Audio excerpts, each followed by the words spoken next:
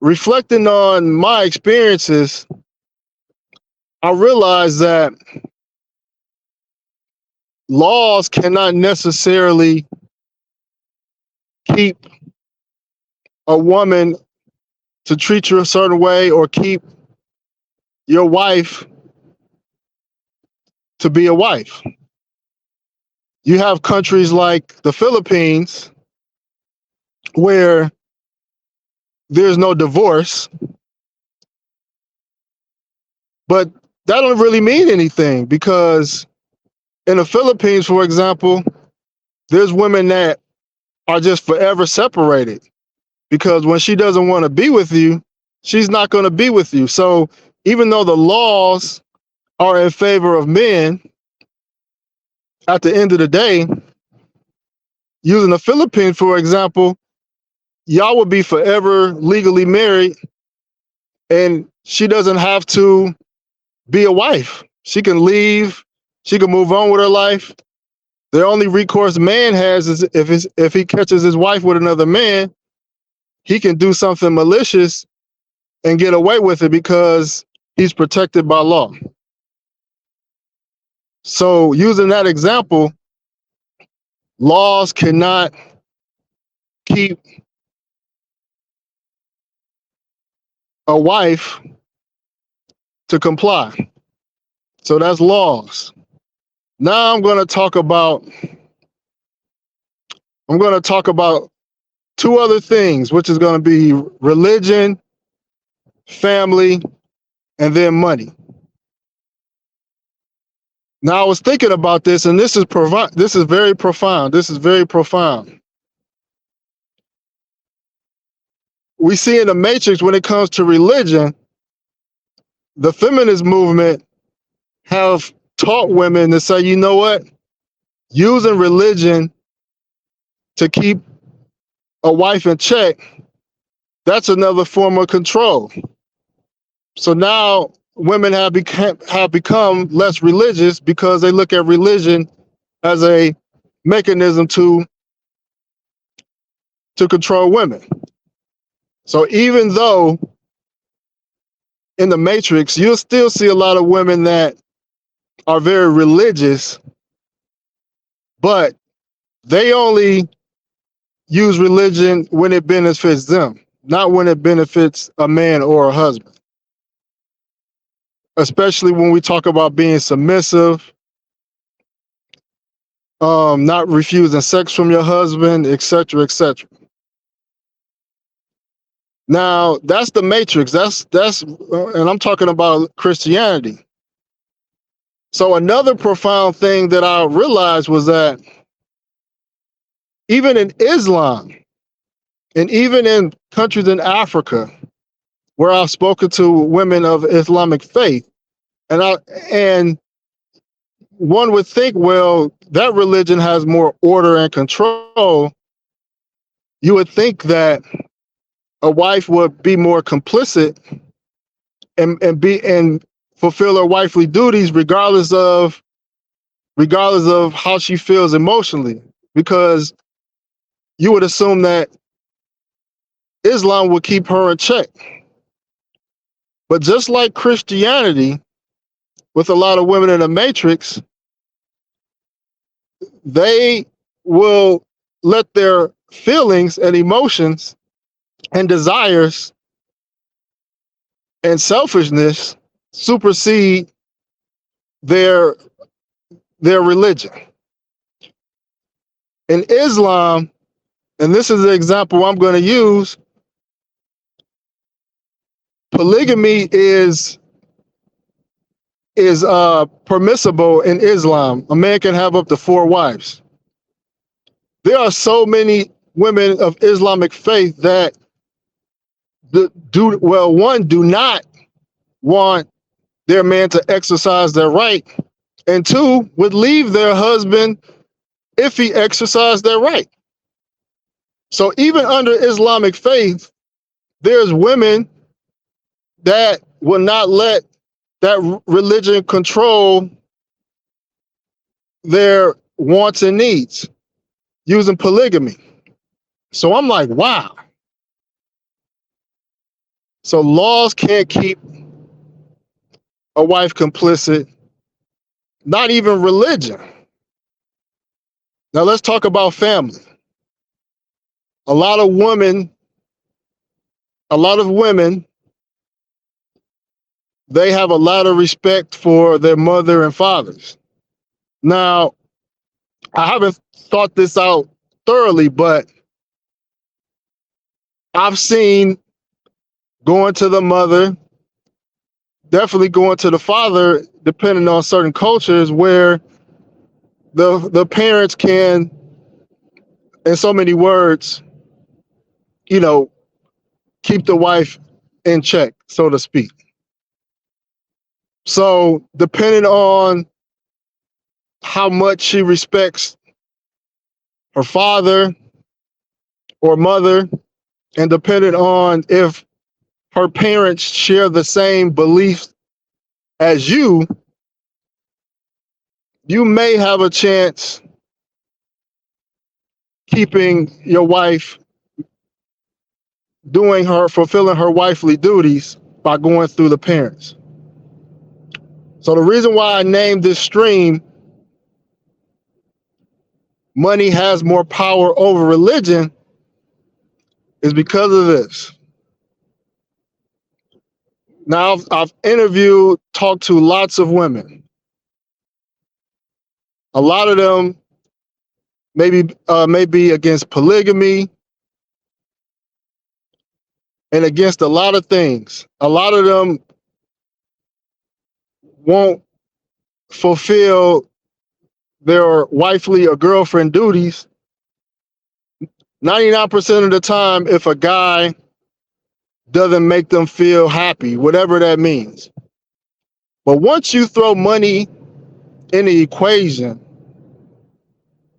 if you have a certain level of finances and women have certain desires that they want a man to spend, you get a level of submission that you can't even get through religion.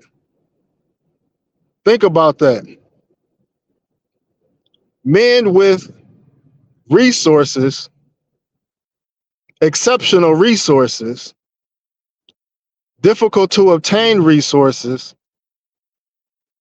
women have shown a level of submission that you don't see even through religion. A level of submission you don't even see through the strictest of strictest laws as it pertains to family and marriage. And I'm just like, wow, money has so much power. Look at what's going on in the Matrix. Look at all the things that's coming out about Diddy. You know, I don't want to get into all the details, but you got a man, a man filing a lawsuit, you know, claiming sexual occult. So I'm just I don't want to say the word, but you know what I'm saying. So you have men saying that because of this person's influence and finances, he was able to coerce a man for some type of sexual gratification. Look how much power money has. Look at how much power money has. I've talked to women who have been cool with, you know, a man having multiple girlfriends if he can provide, if he gives me money. But these same women, you talk about polygamy, you talk about traditional polygamy, they not for it. They not for it. Because traditional polygamy is not a man tricking, it's just a man being a provider for all three women. Yes, there is a financial component. You have to take care of them. So a lot of times people say, and it's evident that polygamy, men that are afforded polygamy are typically the men with money, which is a small percentage. So even polygamy, in essence, is tied to finances. It's tied to finances. It's not tied to religion or culture or tradition. It's tied to money. So what am I saying? Why am I saying all this? I'm saying that the reality is that whether you're in a matrix or abroad, you have to have exceptional finances to get the level of submission that you want. This is why people like Diddy, other very wealthy people, they didn't have to become passport bros because they had the finances to get the level of submission that they wanted from women.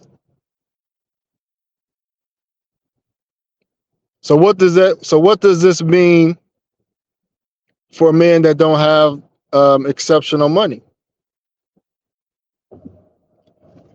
It's going to be hit or miss when it comes to women as far as submission. It's going to be temporary submission.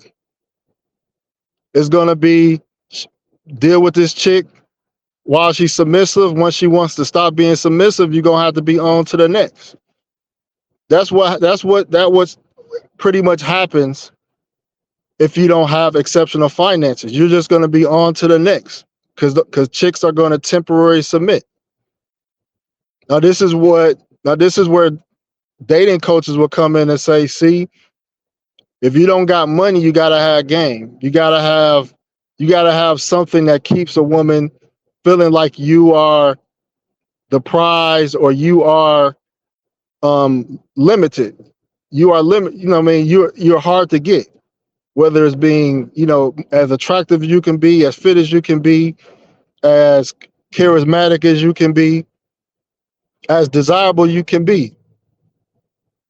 Sex game and everything, but still, her submission is going to be temporary.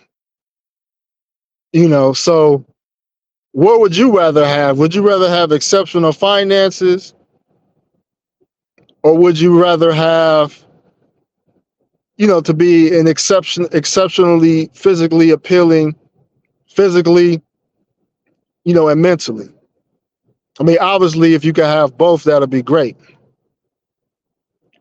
But this is why, the passport bro movement, this is why, men travel and meet women where they have the greatest way to have exceptional resources over the general population. It's all about being a one percenter. We know what a one percenter is in the United States, and we know what a one percenter is in different countries as an American. So yeah, let me catch up on the comments real quick. Passport brothers are actually winning. Yeah. Peso Man said, I have 5 girlfriends. It is tied to money and religion. Keyword money in all caps. Rona Travelers, respect. Respect, bro. They all are submissive. Yeah, is definitely one of my favorite countries now. He said, I have to teach you the blueprint. He said, LOM said, I'd rather have the bread all for myself. That's all. That's because you're a crusty ass in Africa, Peso. Respect, though. LOM, lockout, I'm already there. He said, I'm 6'4", 275, handsome to retirement. Yeah, so you Gucci, man. You Gucci, man. But me thinking about all that, now it makes more and more sense. It makes more and more sense. If I'm not getting the submission that I want, in my situation is ultimately tied to having enforcements like her family on my side, or my bread just not long enough. Even though I might think my bread long enough, the woman might not think your bread long enough. You know, and so countries like, and I'm gonna close with this. Countries that's becoming more and more expensive. I mean, DR is already there. Colombia is, I ain't gonna say Colombia, but Cartagena, Medellin is there.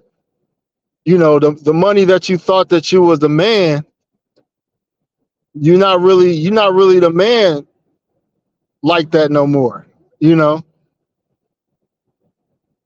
And so places like Thailand, Philippines, certain countries in Africa, you know, you can still be the man financially. You know, the cost of living isn't going up as fast. You know, that's why when I last went to South Africa, I was like, South Africa not to move anymore. It's expensive. It's become more like the Matrix. And South African men have said and realized to say, you know what, our women are not traditional nor submissive anymore. This is why a lot of South African women from emerging economies, or foreign women from emerging economies, they like American men because they don't have to be traditional. I've heard, you know, I had a video that was uploaded today. Women look at American men where they don't have to do as much from, you know, they don't have to do the traditional things they would do in their culture. So this your boy No Excuse on this rant. Please, if you missed the beginning, please catch the replay. Please comment on the video. Let me know what you think. Peace out.